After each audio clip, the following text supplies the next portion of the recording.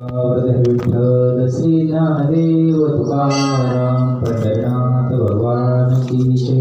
माऊली ज्ञानेश्वर महाराज की जय। जगद्गुरु संत तुकाराम महाराज की जय।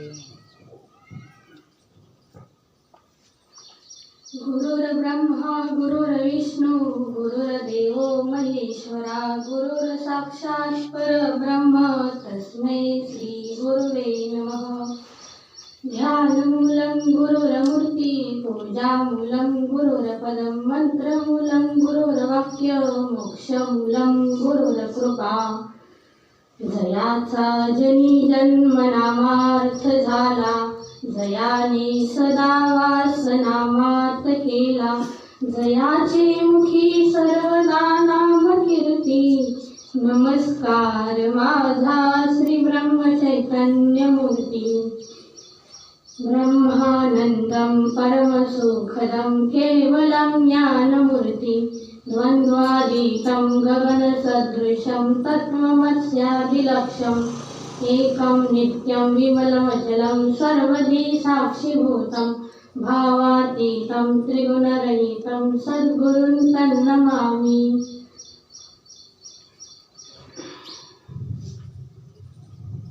भावांनी सांगितलं म्हणून आता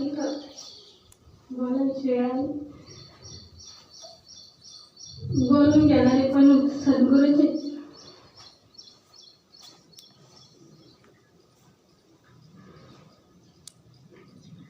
भाऊ म्हणत असतात अनुभव सांगायचे। श्री गुरु सारिखा असता पाठी राखा इतरांचा लेखा कोण करी। राज्याची कांता काय भिक मागे मनाची आजोगी सिद्धी पावी।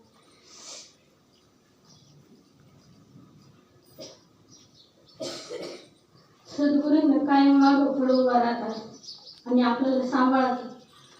पण आपली तसं मनस्थिती जर असेल तर आपल्याला ती प्रत्यक्ष मागं पुढे दिसतात आणि असे कित्येक अनुभव आलेले।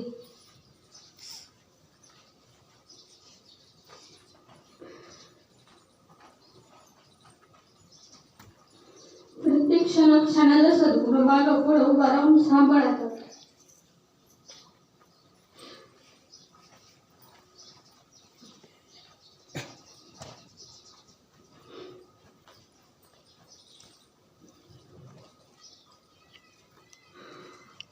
सासूबाई आजारी होत्या तेव्हा त्याला म्हणजे एवढं जास्त भीती वाढला त्यांचं।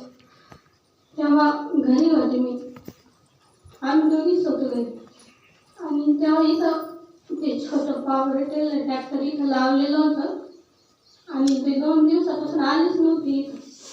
आणि मग भाऊंनी फोन केला की इथं ट्रॅक्टर लावलेलं। पण जेव्हा भाऊंचा फोन आला ना तेव्हा माझ्या मनात विचार आला भाऊ काय ट्रॅक्टरसाठी फोन करणार नाही म्हणून, हे नेमकं काहीतरी आहे म्हणून मागं पुढं। आणि मी फोन ठेवला आणि मागं वळून बघितलं तेव्हा सासूबाईंचा हात डायरेक्ट असं वरती झालेला होता। मी तेव्हा मला लगेच लक्षात आलं की भाऊंनी आपल्याला सावध करून दिलं। मी कधी कोणाच्या पेशंट सोबत गेलेले नाही पण मला तेव्हाही म्हणजे असं वाटलं सुद्धा नाही। आणि तेव्हा अशी परिस्थिती झाली की मी म्हटलं आपण स्वतःसाठी आपण नामस्मरण करू शकतो पण आता त्यांच्यासाठी कसं करायचं। आणि मी म्हणजे मनात नामस्मरण केलं ते आपोआप त्यांचं स्वामी समर्थ म्हणायला लागले। आणि जेव्हा आम्ही रस्त्याने जात होतो तेव्हा मला हॉटेल कुठं जरी बघितलं ना सद्गुरू किंवा भाऊ असंच नाव दिसायचं। मी बोलले सगळ्या हॉटेलला रस्तेच नाव आहे सद्गुरू आणि भाऊ। आणि तिथं गेल्यानंतर आणि संध्याकाळी झोपायचे वेळेस आम्ही काही नेलेलं नव्हतं आणि थंडी होती, मला थंडीचा त्रास। मी फक्त स्कार्फ आणि स्वेटर नेलेलो आणि तिथं शेजारी एक बाई होती तिने अंथरून होतं, मी फक्त तिच्यावर डोकं टेकवलं, ती लगेच आरडली। मग मी काहीच नाही म्हटले पण नंतर मी फक्त म्हटलं झोपच येत नव्हती। मी डोळे झाकून घेतले आणि नामस्मरण केलं। मी म्हटलं भाऊ मी तुमच्या मांडीवर झोपलेली, मला 15 मिनिटात झोप लागली पण असं वाटलं सुद्धा नाही की मी रात्रभर जागी होती म्हणून। कारण प्रत्येक मला भाऊच्या मांडीवर झोपल्यासारखंच वाटलं।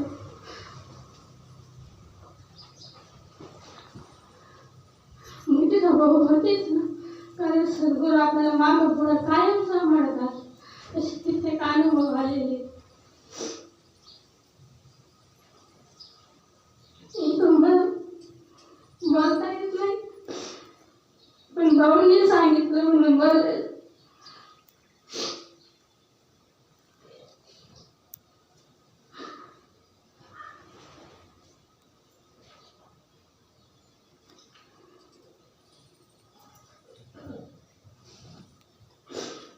सद्गुरूंचं गुणगाथा जसं आईला लेकराचं वर्णन करता येत नाही ना, किती माया केली, किती प्रेम केलेलं आहे. ती तर एकाच जन्माची आई आहे, ही जन्माची सांभाळणारी आई आहे. कबीर महाराज म्हणतात ना, सब धरती कागज करू लेखनी सब बनराय, सात समुद्र की मती करू गुरु गुण लिखा न जा. आईचं वर्णन जसं करता येत नाही ना, तसंच या जन्म सांभाळणारी आईचं काय वर्णन करणार. आणि कुठपर्यंत त्याला अंतच नाही.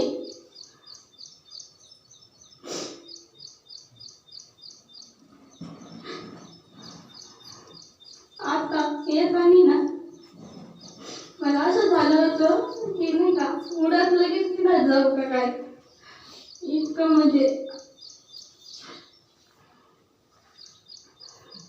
आणि ते मी त्यांना फोन केला न्यायला आले, त्यांनी कपडे बदलले नव्हते, मी तसेच बसले गाडीवर. आणि तेव्हा ते पुढे आलं, मी कपडे बदलू का. परत असं झालं मला. आता परत 15 मिनिटं गेल्यानंतर परत मी त्याला आवाज देत होती, त्याला पटकन. असं झालं होतं की कधी भेटत म्हणून.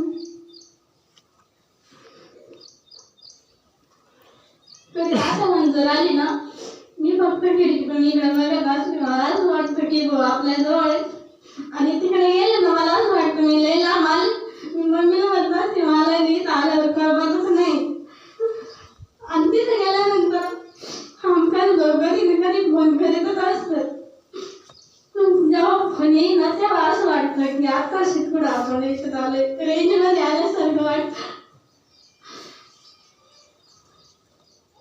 मागच्या उन्हाळ्याचे ना भाऊंनी सांगितलेलं होतं मला, मी गोंदवलेकर महाराजांचा ग्रंथ आणि ज्ञानेश्वरी नेली होती आणि तिथं ठेवली देवाऱ्यासमोर. आणि मी सकाळी वाचायची. मग मी तिथं हे केलं देवपूजा, आणि मी तिथं ठेवलेलं होतं ते फुलं ते व्हायची. ती एक दिवस म्हणते इथं असं काय पसारा घालून ठेवला. मला तिथं असं इतकं याच्यासारखं झालं ना, म्हणजे असं घुसमटल्यासारखं झालं. मी काही म्हटलेच नाही, कारण सद्गुरू सांगतात ना आपल्याला की आपली आई बाप सुद्धा, आपले माता पिता जन्म देणारे ते पण सुद्धा देवच आहे. मी काही म्हटले नाही, शांत बसेल. नंतर मग तिला म्हणलं तू अशी म्हणली ना, माझं जीव असं हे झालं म्हटल्यासारखं.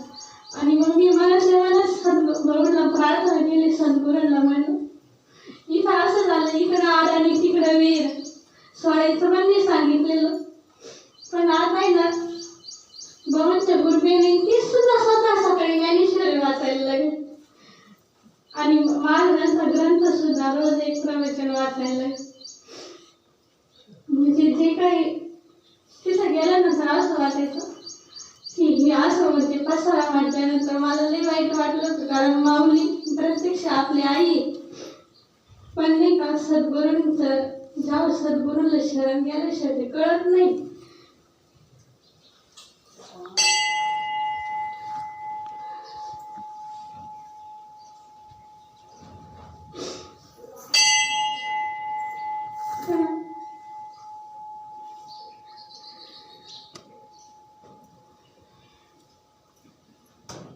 आणि नामस्मरण केल्यानंतर जो आनंद होतो ना, तो कुठंच नाही. ह्या वेळेस मी घरी विचारलं नाही मला दिंडीला जायचं म्हणून, पण ते जसे मनात बरोबर पसरवून गेली. यावेळेस आपण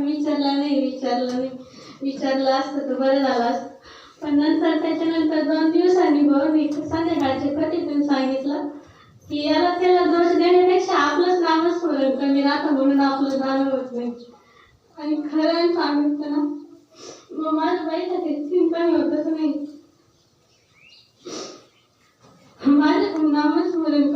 म्हणूनच पंढरपूरला जाताना आलो. पंढरपूरमध्ये ते पण तो आनंद तो फक्त एक दिवसाचा तात्पुरता राहतो. जाताना असं वाटलं, जाताना आलं पण तिथून जे प्रवचन ते पाठवले ऐकले ना, 2 दिवस मी दिंडीत होते आणि दिंडीत चालायचे रात्री आणि मी म्हणते सकाळी माझे पाय काढून दुखले. पण तिथे गेल्यानंतर तिथे कोणाचेच पाय नाही दुखत ना. मी इथं राहिलं त्याच्यामुळे पाय दुखायला लागले आणि म्हणजे जेव्हा दिंडीतले सगळे येत नाही ना तोपर्यंत पाय दुखायला लागले आणि आता काहीच नाही झालं. मी म्हटलं डॉक्टरांना म्हणलं तुम्ही गोळ्या दिल्या त्याच्यामुळे माझे पाय दुखायला लागले.